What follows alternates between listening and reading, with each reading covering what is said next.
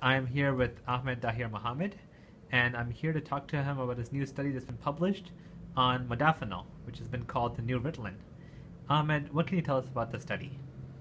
Well, the study looked into this new drug. As you mentioned, it's been termed as the new Ritalin, and it's a drug that's being reported to be used by healthy individuals to enhance their cognition.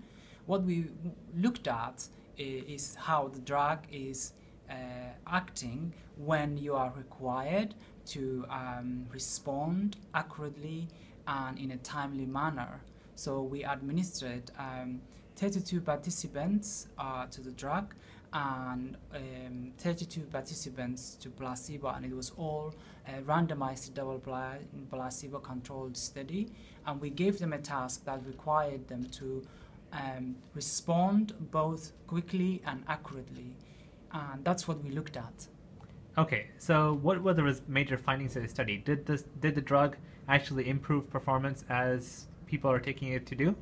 No. What we found was that the drug impaired the ability for the participants to respond in a timely manner without improving the performance on the task. So this means that their reaction time were significantly increased when you compare to the placebo participants or placebo-administered participants.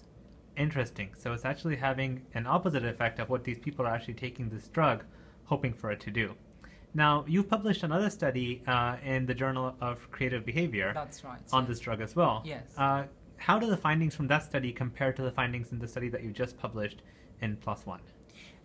First, I would like to say something a bit about the PLOS ONE. What we wanted to understand was whether the drug was improving performance while delaying reaction time, because some people have argued that the drug might improve your performance because it delays your ability to respond. But what we found in the study in PLOS ONE is that that's actually not the case. So the drug actually impairs your ability to respond in a timely manner without improving your performance. Now, what is very interesting is that we've just published a paper in the Journal of Creative Behavior, as you have mentioned, and in this study, we found that the drug actually impaired participants' ability to respond in a creative way, particularly when you ask them to think outside of the box. So lateral thinking. Lateral thinking was impaired in participants who took modafinil, yes. Okay. Does modafinil benefit anyone? In the study that we've just published in the Journal of Creative Behavior, when we looked at the participants' ability to problem solve in a creative manner, what we found is that people who were not generally creative to start with were improved by the drug, but people who were creative or very creative to start with were impaired by the drug. So what is happening is that the drug is improving people who have some sort of deficiency in creativity. But this is also consistent with previous research in looking at psychostimulants, which show that psychostimulants improve people at the lower end of the spectrum in cognition, whereas they impair cognition in people who are actually at optimum level of cognitive function, for example, healthy people. Okay, very interesting results. So basically, except for a small proportion of population that might actually benefit from taking this drug, the vast majority of the population are actually hurting themselves more than helping themselves by taking this drug.